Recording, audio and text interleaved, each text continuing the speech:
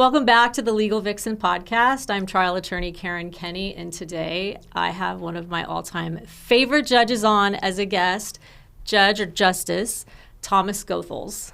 Good afternoon, Judge. Hi, Karen. Can I call you Karen? Of course, of course. I am so excited that you agreed to come on. I'm not going to throw anything hard at you. I just have so much to talk about with you because of your extensive career. You sent me that outline, and we have about 6 hours worth of material to talk about, so hopefully we'll do it fast. I'm sorry. You're going to have to be selective. There's just so much. Okay, well, let our listeners know about your background if you can. I'm old. I graduated from law school and passed the bar in California and began to practice in 1977. Wow. I went to the Orange County DA's office initially. I was a deputy DA here in Orange County for about 12 years, most of 12 years. I left for a short time after about 6 years and did plaintiff's PI work for a big, good firm, people I still know and respect. But it wasn't quite the right time for me, so I went back to the DA's office, stayed there a total of about 12 years, got promoted into management. It was a terrific job.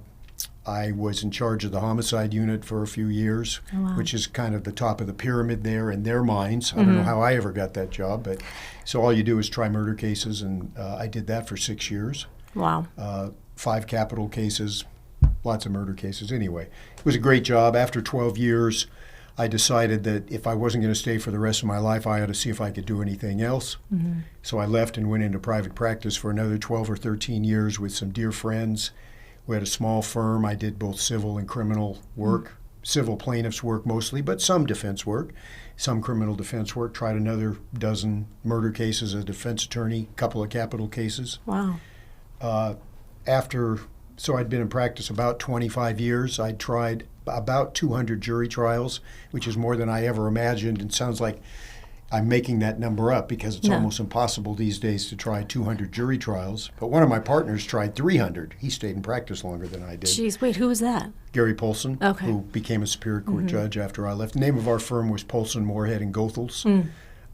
When I left, Polson and Moorhead, who were my dear friends then and still are, like my brothers, they said, "Are you nuts? You know, we're having fun. We're making money. Nobody tells us what to do. Are you crazy?" And I kind of was, but I'd been a lawyer for 25 years. I'd done all those things I just briefly discussed. And September 11th happened. And that sounds like a long time ago. It was 25 years ago. But something, when September 11th happened, your viewers who don't even remember that, who are too young to remember it, that was a really unusual time in American history. And I kind of felt a call back to public service. Wow. After being gone for a dozen years. And people had talked to me about possibly being a judge. I was about 50. And I thought, well, if I'm ever going to go back, this is probably the time that I should think about it. So I talked to my beautiful wife. We have 3 kids still. We had 3 then. 2 of them were in college, paying full freight at private colleges. Another one was in high school on his way to college. And she said, "Can we possibly afford this?" And I said, "Well, not really, but most of the time it takes a few years. So hopefully at least Matt will be out of college and maybe Sarah will be out of college and then Patrick will see where he is. But, you know, if I apply, we got some time." Well, about 6 months later, the governor's office called me. That's it? 6 months? About 6 months later. Wait, who was governor then? Called Gray Davis. Okay. And said the governor likes to appoint people, all governors like to appoint people just before Christmas. So it was December late, it was mid to late December, and the appointment secretary called my office. I was in court trying a case. My secretary calls me and said, "Hey, can you be back at the office by 6:30 tonight?" I said, "Sure," because the governor's office is going to call you again, and they want you to be here. So the secretary called me back and said, "Governor Davis wants to appoint you." Oh, my gosh. And I said, "Holy smoke, I'm honored, but can I call you back tomorrow?" And the guy kind of choked a little bit. Okay, that's funny. And I said, I need to talk to my wife. And I did. I called her, or maybe I went home, I don't know. But we talked. And she's always been great. We're going to celebrate our 50th wedding anniversary next month. Oh, congrats. And she's always been terrific. She had a career of her own, and I've tried to support her, and she's tried to support me. So she finally said, I don't know how we're going to afford it, but if you really want to do it or you think you should do it, go. Take that leap of faith. I did. And for the first couple of years, it was a little dicey, but... Why was it dicey? Well, it was dicey financially. Oh, I see It what you're doesn't. saying, The yeah. reality It's a pay cut. of the pay cut. I knew intellectually, sort of, I knew what the numbers were, but when I got you only get paid once a month as a judge. Oh, I didn't know that. You get paid. I forget when it is as a Superior Court judge, maybe around the first of the month, and I got the check with all the deductions, and it just didn't really strike me. But the check was, we used to take a draw twice a month in our firm, and it was less than one of the draws. Oh. So it was a big pay cut. Oh, wow. Fortunately, we had done pretty well, and I had saved some money, and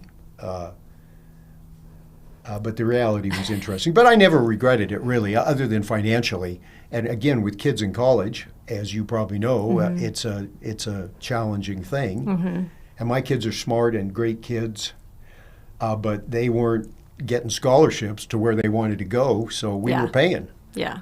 I only have Anyway. one, and she's about to Anyway. graduate. Anyway, but then I was a Superior Court judge for 15 years in Orange County for I did all kinds of different things. For the last about 10, I tried almost exclusively serious felony cases, some of which you might want to talk about a little bit. And then I had one especially notable case. There had not been a retirement from the 4th District Court of Appeal, Division 3, which is in Santa Ana. We're the only court of appeal in the state of California that is pretty much one county. So Orange County kind of has its own division of the Court of Appeal, the 3rd Division of the 4th District. Somebody was finally going to retire. They hadn't had a retirement in ages, and I got some calls from people who kind of knew what they were talking about and said, you should apply for that job. And I never in a million years pictured myself as a justice on the Court of Appeal. I thought those people were, and they were particularly intellectual and cerebral about the law, in love with the law. And I was a pretty good trial judge, and I liked being a trial judge. I liked doing that. You sit there all by yourself. When you go to the Court of Appeal, you're always on a panel of 3. Yeah. So it's a different dynamic, and I loved it once I got there. Anyway, people convinced me to apply, although I was a little skeptical that I wanted to go, or that now Jerry Brown was the governor. I wasn't so sure Governor Brown was going to be anxious to appoint an old white guy to the Court of Appeal. Right. But he did. Wow. Was that a pay increase, or was Yes, it? you That's you good. get a bump in pay when you that's go good. to the Court of Appeal. Kind of a nice raise for government work. I forget what it was, but it was a pretty nice raise. Yeah. And I didn't even know that at the time until actually I started looking into it. But so then I got that. I got nominated. The Court of Appeal is a little different than the Superior Court. When you get named as a Superior Court judge, you're in. The governor has the power to unilaterally say you're going to be a Superior Court judge, and then you can get sworn in the next day and become a judge. Wow. When you go to the Court of Appeal or the Supreme Court, you get nominated, and it's this unknown group. Super secret. It is. It's the Commission on Judicial Appointments or something like that. The CJA. That's probably the wrong name, but it is the Chief Justice of California, the Attorney General of California, and the senior justice from the division or district, I guess, in which you're going to sit. So it's a 3-person commission. Interesting. And you have to go, and you get evaluated by the state bar, you get evaluated by the local bar. Seems to Did they me- interview you? yeah. You go. I went up to L.A. When you apply to be a Superior Court judge, it's kind of a similar process. The state bar has people, the Jenny Commission they call it, that looks at you, and they go through a process, and then the local bar association, Orange County Bar Association, talks to you. They have their own little group. To get on the Court of Appeal or the Supreme Court, it's a little more vexing, trying, I guess. I went up to the state bar office. I remember I had to take a day off. I was in trial on some case or something, and had a really interesting interview with 3 or 4 commissioners, and it lasted, 3 hours or something. It was a long interview, but it wasn't honestly a particularly challenging interview. They were very friendly, and they had a lot of stuff they wanted to talk about just because they had, at that time, I had my 10 minutes of fame, kind of. And so I was in the newspaper all the time and Is that stuff. the Scott Dekraai case? Yeah. And for several years, I was in the newspaper way more than I ever wanted to be or thought I ever would be. But so a lot of people in the legal community throughout the state were following that particular case. And they wanted to talk about that. So out of the 3-hour interview, I swear, we talked about that. They just had questions about what was going on based on things they had read in the LA Times and the Daily Journal and the Orange County Register and the New York Times and the Washington Post, a lot of media coverage. And so we talked about that in a kind of a very friendly, non-adversarial way. Anyway, after you get nominated and they evaluate you, I was found to be exceptionally well qualified, the highest rating. Nice. I was flattered Did by. they put that in writing? They do. They put that in writing. And when you have your hearing with the Chief Justice and the Attorney General and the senior justice from the district you might sit in, there's somebody from the state bar appears and testifies and testifies in front of that panel. And this nice fellow, whose name I don't remember, from the state bar, some big mucky muck from the state bar, read this report and concluded that I was exceptionally well qualified. And I kind of blushed, And you have a formal hearing. I had to fly to San Francisco. It's in the Supreme Court courtroom, the big, beautiful courtroom there on the Civic Center.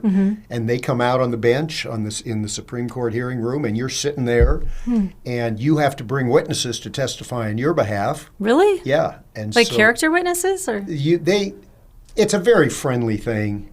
Who'd you call? I had, my witnesses they said, make it short, which was because they were doing somebody from the 6th District, which is the San Jose. Mary Greenwood was having a hearing that day, too, who's now the presiding justice of the 6th District. Very nice woman, the public defender of Santa Clara County or something. Terrific person. Anyway, so they said, don't make it too long. So in hindsight, I've heard that some people bring lots of witnesses. I think they said, why don't you try to bring 2? And so I brought Rich Aronson, one of my oldest friends, who had been a Superior Court judge for a long time and had been sitting on the Court of Appeal as an associate justice for years, and he had been kind of bugging me to apply in sort of a joking way. I said, you're one of the 98 greatest legal minds. I make fun of these justices because there are about 98 justices. So I said, you're one of the 98 greatest legal minds in California. Well, I don't have any business being part of your little club. And anyway, so I knew he'd come and he'd say something nice. So I had him come, and I had my nephew Joe come, my oldest nephew. I have 21 nieces and nephews, I think. And I was one of 8 siblings, the second oldest. And my older brother, Rick, who was always kind of my hero, he died of liver cancer when he was 43 years old. Really young. In 1994. He was the father of 5, a very successful lawyer in San Francisco. My dad was also a lawyer. Okay. He started his career. He was a World War II Marine. Oh. So he came out kind of a a conservative Republican, but he went to USC Law School, and he wanted to be a trial lawyer. So I remember growing up, I was a little kid. He went to work for the Los Angeles County Public Defender's Office. Oh, really? Before Gideon versus Wainwright. And for those of your viewers who know what Gideon versus Wainwright is, that's the United States Supreme Court case in the early 50s that said people charged with misdemeanors had a right to have a lawyer appointed if they couldn't afford one. Before that, it had only been felons. So the whole county of Los Angeles, when my dad joined them in the early 50s, he was the 10th public defender in the whole office. Now there are 600 or 800 for the whole county of LA. Anyway, that's crazy. So he's a redneck.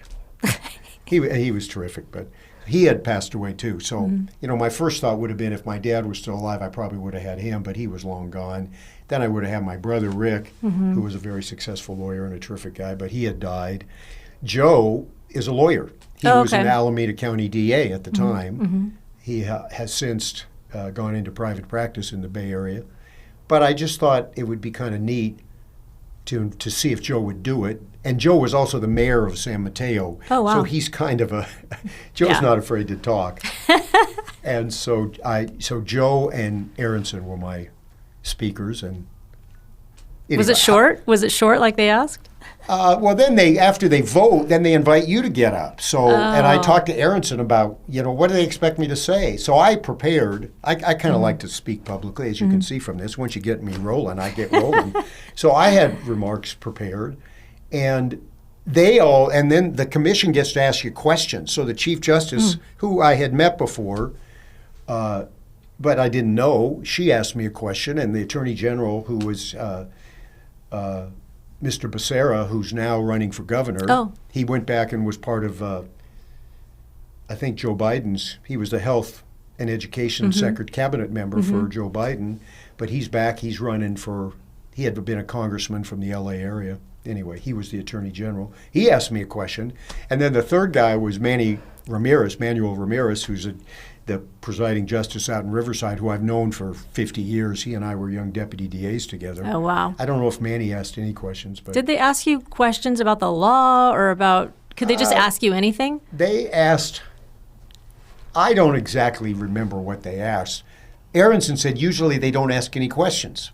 Oh, great. So they were probably asking you about Scott Dekraai. Yeah, they were kind of asking softball questions. I mean, they weren't questions that I choked up and said, oh my gosh, I've blown it. Yeah. But they were questions about how are you going to approach certain things, And I sort of vaguely remember somebody said, we don't have candidates very often who have prosecuted capital cases and defended capital cases. You're kind of unusual. How are you going to deal with that situation? I think it makes you more neutral. I thought it, and I kind of said that. I said, well, a lot of my colleagues in the DA's office when I left, and I got, a judge called me after I was gone and said, we have this panel of people who take murder cases by appointment if the public defender has a conflict of interest, and we'd like you to apply for it. And I thought, well, that sounds like something I ought to do. And I talked, Polson was on it. My partner, Gary Polson, was on that panel. And I talked to him, and he said, sure, you ought to do that. It's good exposure, and you get to try those cases usually because murder cases don't settle. You like to try cases. It'd be good for you. So I did. And almost invariably, when I would show up on those cases, some of these former colleagues from the DA's office couldn't understand how I would be doing that. Oh, jeez. And I would have to explain to them. And most of them were younger people that I hadn't really worked with. I'd been a supervisor in charge of the homicide unit, and they had been young deputies coming up through the ranks. So they didn't know me that well, or I didn't know them that well. But I knew them. And we had been colleagues, and they just couldn't figure out how I could have done that and how I'd gone to the dark side. That's what they always said. Oh, yeah. So they must have talked about it. And I'd say, you apparently don't understand what my function is here. What side did you like better, prosecuting or defending? I didn't really have a strong preference. They were very different. They were very different. And Because I was the public. I met you course, in of course.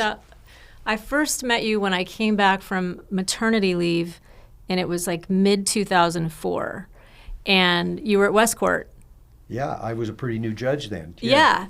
And You and Arlene Spicer used to come in, and Spicer hated me. she did? She was a young public defender. Arlene Spicer is now, I think, the senior public defender in Orange County, and we have become friends. She's amazing. She's amazing. I really like her. Yeah. That's so funny. But she hated me when I had the felony calendar there, and I was settling case. Oh, she hated me from when I was a lawyer, because she couldn't understand. I would appear as a defense attorney, and she had known me a little bit as a prosecutor. Oh, okay.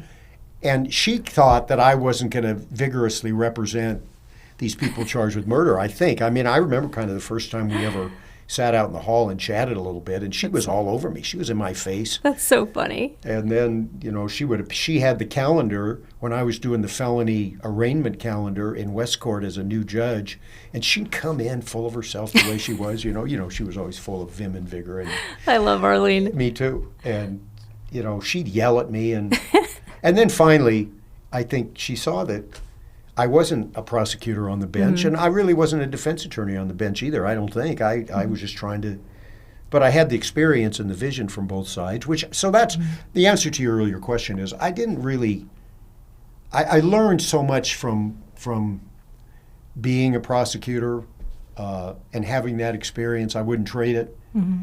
But I learned just as much. I really loved being in private practice. That was a really good experience for me. When I left, I could have joined a bigger firm and done what you see other people doing, but instead, my old friends, Polson had been a DA when we first met. No, frankly, I'd known him long before that. But anyway, he was in the DA's office, so we were colleagues together. Not long after I joined the DA's office, he went out and started his own firm. Gary Moorhead, who you may not know, he was a civil lawyer. His son, Jay Moorhead, is in Westcourt. Is in Westcourt, yeah. I know Jay since the day he was born. Oh, wow. Moorhead was a lawyer, a civil lawyer. He worked for my dad's firm in L.A. Oh. After my dad left the public defenders, he became a civil lawyer for the last 30 years of his career, was the managing partner of a mid-sized firm, hired Moorhead, loved him. Moorhead was one of his young colleagues, but Moorhead decided he wanted to leave L.A. He lived in Pasadena. He wanted to move to Orange County. He and Polson were friends. They became partners, started building a little firm, and they came to me and said, we can't offer you maybe some of the security that joining a bigger firm would, but you can come in, we'll be partners, we'll build this firm together. Nobody's going to tell anybody else what to do. You can do what you want. And I said to myself, well, that sounds great, but who's going to hire me? How am I going to make any money? I got 3 kids, Yeah. And so it was a leap of faith again. Every time I did something, scary, it was kind of actually. a leap of faith. Yeah, it's scary. And it worked out great. I mean, we were very successful, and I had a great How long were you? 12 years. 12 years? 12 or 13. I was a lawyer for about 25 years. So I was a DA about 12 and a half, and I was a partner in that firm for about 12 and a half. So about 25 years as a lawyer. It's funny because in the public defender's office, because I was never a prosecutor, we would always, and I'm sure you heard this, it's easy to be a DA. A monkey could do that job, you know.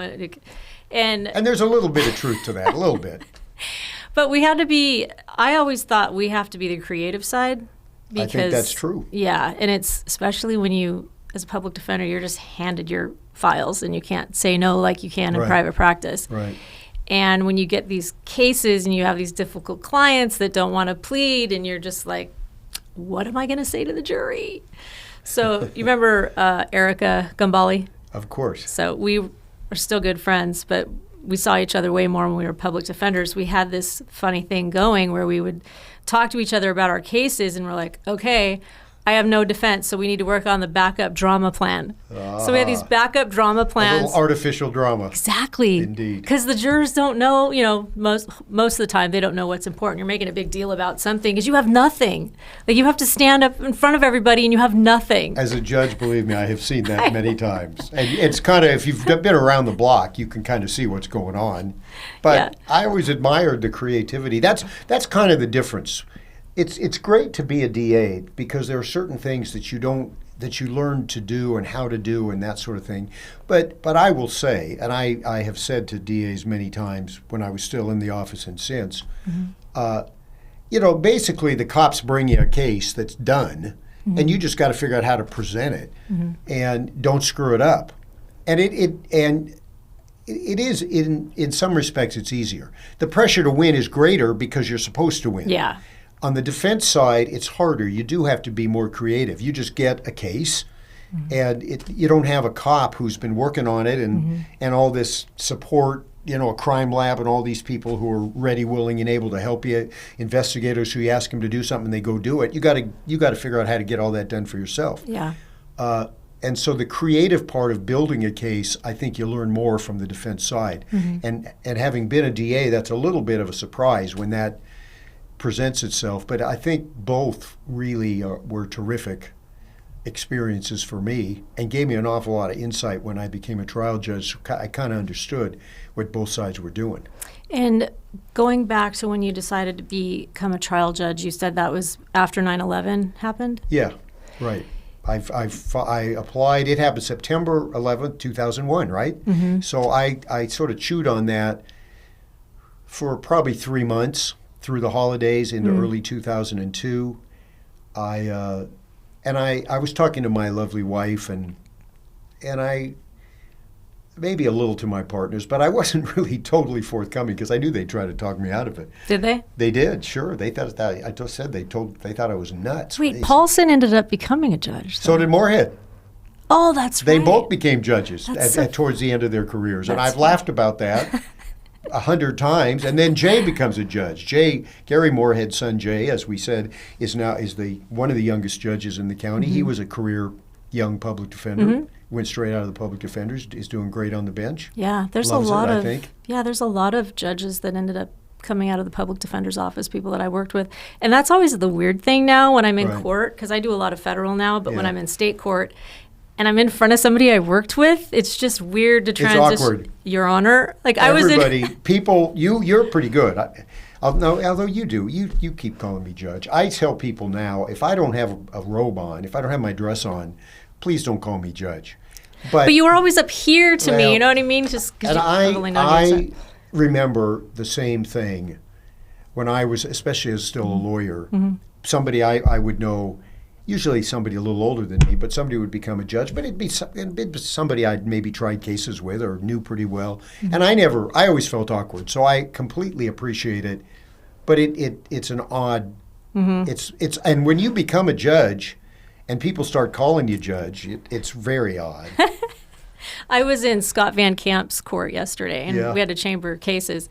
And I told him, because he watches my podcast, and I told him you were going to be on. He's like, oh my gosh, really? So we started, talking about that whole thing. But it's just, it's weird because, like with Scott, when I'm in front of Scott, we were on the board for the OCAA together. It was me, Scott, Larry Yellen, Brahim, Scott. Nothing but judges. Yeah. And you. Nothing. All these other people I think are I'm judges the only now. I'm the only one that was in that on the executive board that didn't go that route. Yeah. That was the Attorneys Association for those people who Yes. don't know. It was like the equivalent of the union for the attorneys. Yeah, it's the lawyers' union for Yeah. DAs, county counsel, and public defenders. Yeah, that was an interesting Kind of a experience. toothless union, but That is true. yeah. But anyway, I tried. I'm sure you but had teeth. I tried. So trust anyway, I me. didn't finish. So I get nominated to go on the Court of Appeal. I go to San Francisco. I have the hearing. They vote, and I become a justice of the Court of Appeal for almost 8 years until I retired last year. Oh, so you were there 8 years. I Yep. did come once to watch Erica, and I don't believe remember her coming to argue, huh? I Was did- she in the public defender's office? No, She was out. She was doing Oh, appellate you know defenders, what? and You're you right. and You're you like right. called her out on something, but you ended up reversing the case. I do remember. She's on the panel, the appointments panel. Yeah, And she argued several times now Yeah. that you say. She's Yeah. on the alternate anymore. defenders, or she was at the time. You for know a where few she's at years. now? I do not. She's at the DA's office. No kidding. She's doing that conviction integrity, I which did Judge not know McNerney that. apparently was doing for a while too. Yeah. That looks behind convictions to see if they should be flipped. Yep. I did not know that. We'll tell her hello for me. I and will. That's interesting. Good Yeah. for her. Yeah. There's a whole She's group a good of person to be doing that, probably. Yeah, absolutely. There was a few defense attorneys I think they hired to do that. Huh. It's an interesting job. Well, that arose out of the Dekraai case, I think. Oh, They is didn't- that where I it don't think started? they had that before the Dekraai Interesting. case when Very Mr. interesting. Spitzer ran and beat Mr. Rakakis and became the district attorney of this county. I don't think Mr. Rakakis had that. At least it wasn't as vigorous as it is now. I don't say that critically. That's just the way it is. No, I get it. Thanks, everyone, for joining us for part 1 with the lovely Judge Goethals. And please tune in again for part 2.